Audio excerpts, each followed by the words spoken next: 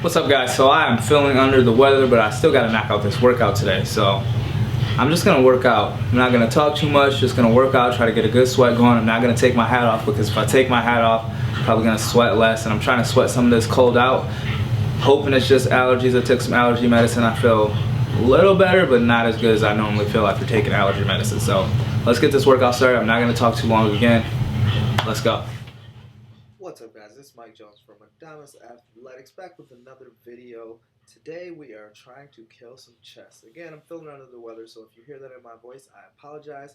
I'm just warming up with 155 pounds. Just want to get the muscles nice and warm before I move to heavier weight. I didn't really go into the gym today with a direct goal. I just wanted to progressively add weight. I didn't know what I was going to end at. It just kind of depended on how I felt.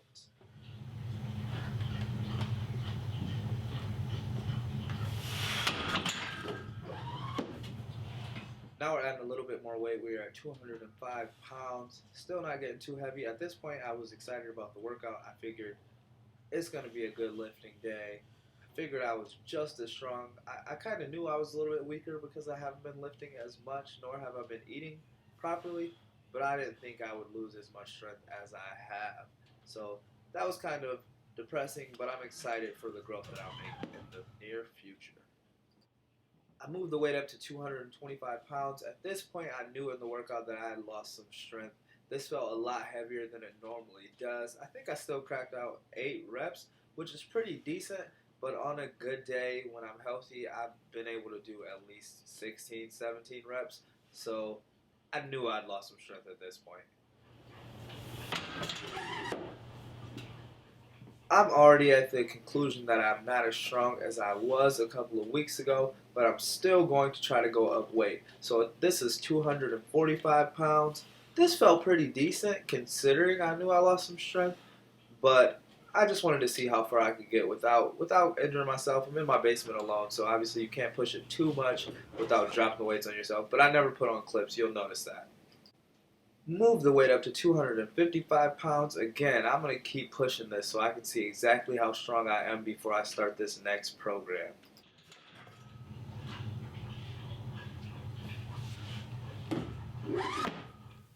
It really sinks in at this 275-pound weight. This felt super heavy. It probably has something to do with me being sick too, but I knew I wasn't about to do 330 pounds today.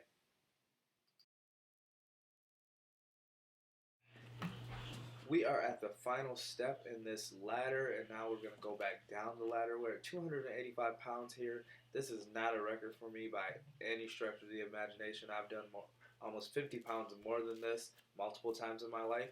So I know this wasn't the greatest thing, but it felt really good to put this weight on the bar, to get it pushed up. I wouldn't be surprised if in the next couple weeks I'm doing 315 for reps again.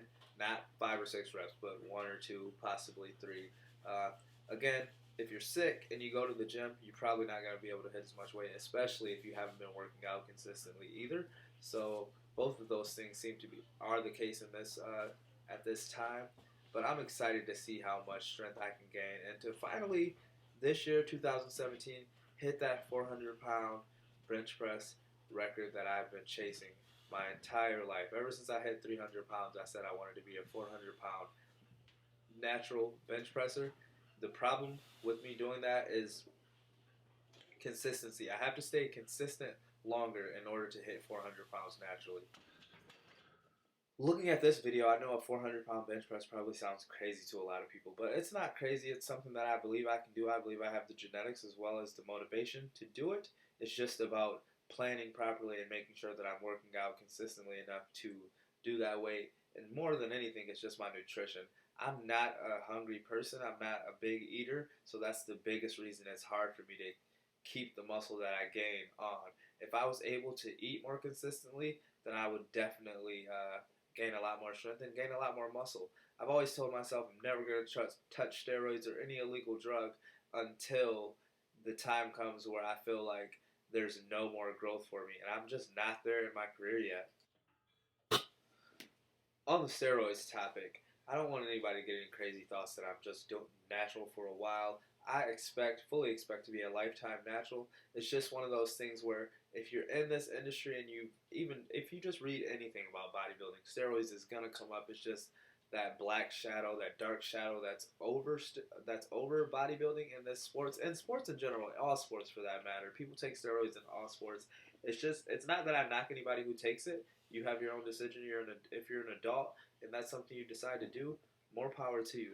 It's just not something I feel I need to do. It's not something that I feel like is worth it for me. Now, for some people, if there's millions of dollars on the line, don't get me wrong, I completely understand. That's how you feed your family. Sometimes you need that competitive edge.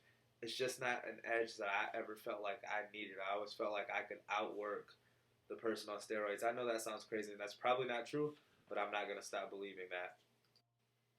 At this point, I decided to throw some curls into the workout. Again, this is a very bro workout. I wanted to get my biceps a little tired, a little exhausted. The main reason being is I always feel great the next day if my biceps are tired. If you lift for a long time, it's going to take more and more for you to tear that muscle down and for you to get sore, especially for me. After about 2, 3, sometimes 4 weeks, depending on the type of workouts I'm doing, I'm not as sore. And being sore, I know that means you're tearing the muscle down, but for me, it means the growth. It means growth. If you're eating properly, then that soreness may only last for a day, sometimes 2 days, depending on how new you are to bodybuilding. But it becomes harder and harder to get that sore feeling. Not an injured feeling, but that sore feeling. So right here, that's just what I'm trying to do. Get a nice pump in my biceps and triceps. I'm going to do deadlift as well as some more pull-ups and some curls tomorrow. So this wasn't really a curl workout. I just wanted to throw some of that stuff in there. I know you can hear that squeaking in the background from the rack being a little bit tilted to one way. It's just because the basement it's in order to prevent flooding. Obviously the basement's a little bit slanted. I'm going to shim it at some point. I just have to make enough time to get down there and strip all the weights off of it so it can be light enough for me to stick shims under there. It doesn't really bother me. I actually kind of like the sound, and also I can't hear it with my headphones on, so I don't really hear it until I edit these videos. And then I'm like, oh, that's kind of an annoying sound. So I've been turning the volume down, but I do like the sound of the rack moving as well as the weights banging. For me, it sounds like I'm just putting in work. I wasn't particularly going for a set amount of reps or sets when I was doing these pull-ups. I just wanted to do it until I felt good, get out of there after about an hour and 15 minutes, and get ready for tomorrow's workout. So thank you guys for watching. So that concludes today's workout. Today's workout felt really good. I'm not as strong as I was a couple of weeks ago. I've lost a significant amount of strength, especially on my bench, but I'm not disappointed by that. My nutrition's been way off. My consistency in the gym has been way off base. So normally what I'll do when that happens is I'll go to the gym and I'll do things that get me pumped up about lifting. That's why I bench press today. Everybody likes to bench press. That's why I did some curls. That's why I did some pull-ups. The reason I do that is because you need to get excited about going to the gym again before you just start a new plan. Like today I started with my nutrition. I started counting what I was going to eat, again using my FitnessPal. That's the first step. The second step is getting excited about being in the gym again.